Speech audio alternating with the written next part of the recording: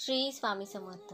मित्रांनो, स्वामींनी धर्मोपदेश लोककल्याण करत अनेक वर्ष ठिकठिकाणी भ्रमंती केली आहे आणि अखेर चैत्र वैद्य त्रयोदशी शके 1800 मंगळवार दिनांक 30 एप्रिल 1878 रोजी श्री क्षेत्र अक्कलकोट येथे वटवृक्ष मठात स्वामी समाधी घेतली. पण स्वामी आजही त्यांच्या भक्तांच्या पाठी उभे राहतात. भक्तांनी आवाज देताच स्वामी रक्षणासाठी धावून येतात, असा अनुभव भक्तांना येतो. म्हणूनच यंदा 6 मेला स्वामी समर्थ महाराजांची पुण्यतिथी आहे आणि त्या दिवशी तुम्ही 5 गोष्टी आवर्जून करा. प्रत्येक स्वामी सेवकांनी या 5 गोष्टी या दिवशी कराव्यात, जेणेकरून स्वामी कृपेचा अनुभव येतो. कोणत्या आहेत त्या 5 गोष्टी? चला जाणून घेऊया. श्री स्वामी समर्थ कृपा आशीर्वाद प्राप्त व्हावा आणि स्वामींची आराधना आपल्याकडे व्हावी, यासाठी स्वामी समर्थांच्या पुण्यतिथी निमित्ताने 5 गोष्टी अवश्य करा. त्यापैकी पहिली गोष्ट म्हणजे या दिवशी स्वामींचे नामस्मरण अवश्य करा. श्री स्वामी समर्थ साधा मंत्र सुद्धा तुम्ही या दिवशी नक्की जपा. स्वामींचं नामस्मरण करत संपूर्ण दिवस व्यतीत केल्यामुळे मन सुद्धा प्रसन्न होते आणि स्वामींचे सेवा आपल्याकडून घडते. म्हणून या दिवशी दिवसभर अखंड नामस्मरण करा. श्री स्वामी समर्थ, श्री स्वामी समर्थ असा जप दिवसभर तुमच्या मनामध्ये चालू द्या. तुम्ही तुमचं नित्य काम करा. तुमचं ऑफिसचं जे काही काम असेल, घरचं काम असेल, पण हे सगळं काम करत असताना तुमच्या मनामध्ये स्वामींचा अखंड जर जप करत आहात, त्यामुळे दिवसभर स्वामींचे नामस्मरण करून आपलं मन शुद्ध होईल आणि पवित्र होईल. त्याचबरोबर दुसरी गोष्ट या दिवशी करायची आहे ती म्हणजे स्वामींच्या मठात जाऊन स्वामींचे दर्शन घ्यायचे आहे. तुमच्या घराच्या आसपास कुठेही स्वामींचे मंदिर असेल, स्वामींचा मठ असेल, तिथे जाऊन या दिवशी स्वामींचे दर्शन अवश्य घ्या.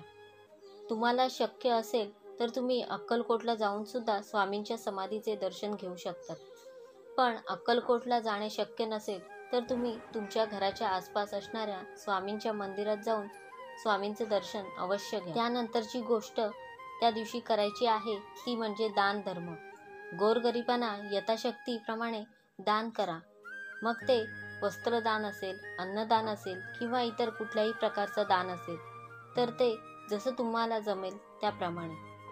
स्वामींच्या नावे दानधर्म या दिवशी अवश्य करा, पण करायचं आहे. आता वळूया पुढच्या गोष्टीकडे. जी या दिवशी करायची आहे ती म्हणजे कमी बोलायचं आहे. या दिवशी कमी का बोलायचं आहे? कारण या दिवशी आपण आध्यात्मिक साधना करणार आहोत. दिवसभर स्वामींचा जप करणार आहोत, स्वामी नामात राहणार आहोत आणि म्हणून स्वामीजवळ मन एकाग्र व्हावे यासाठी इतर गोष्टीमधून मन काढून घ्यायचं आहे आणि कमी बोलायचं आहे. कुणाशीही वाद विवाद भांडण या दिवशी करायचं नाही. या दिवशी सात्विक आहार घ्यायचा आहे. अखंड स्वामींचा जप करत, स्वामींचं स्मरण करत आपल्या वाणीवर संयम ठेवायचा.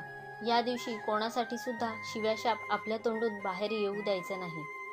खरं तर ही गोष्ट आपण अभ्यासाने नेहमीसाठी साध्य करायला हवी, कारण आध्यात्मिक मार्गावर चालताना या गोष्टींना महत्त्व आहे. पण जरी आपल्याला रोज हे करणं जमत नसेल तरी हा एक दिवस स्वामींसाठी आपण या गोष्टी नक्कीच करून बघायला हव्यात. त्यानंतरची गोष्ट म्हणजे या दिवशी स्वामींनी समाधी घेतल्यामुळे स्वामींना या दिवशी तुळशीची माळ नक्की अर्पण करावी. स्वामींच्या दर्शनाला जेव्हा तुम्ही जाल तेव्हा स्वामींना तुळशीची माळ नक्की अर्पण करा. स्वामींच्या भक्तीची जागृती प्रचिती त्यांना बऱ्याच भक्तांना प्रकर्षाने आली आहे. संततीचे प्रश्न असतील, व्यसन असतील, आरोग्याविषयी काही समस्या असतील, विवाहाचा प्रश्न असेल, अशा अनेक समस्या आणि प्रश्न स्वामींची नित्य भक्ती केल्यामुळे दूर झाल्या आहेत. कधी उगाच जीवन जगणे अत्यंत कठीण आहे याचं कारण कलियुग. कलियुग म्हणजे पाप, व्यभिचार, अत्याचार याचे माहेरघर आहेत.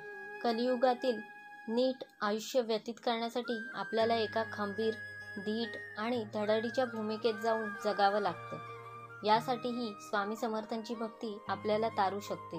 हे त्रिवार सत्य आहे. स्वामींच्या भक्तीने माणसाला बळ येतं आणि संकटांची 2 हात करायची हिंमत येते.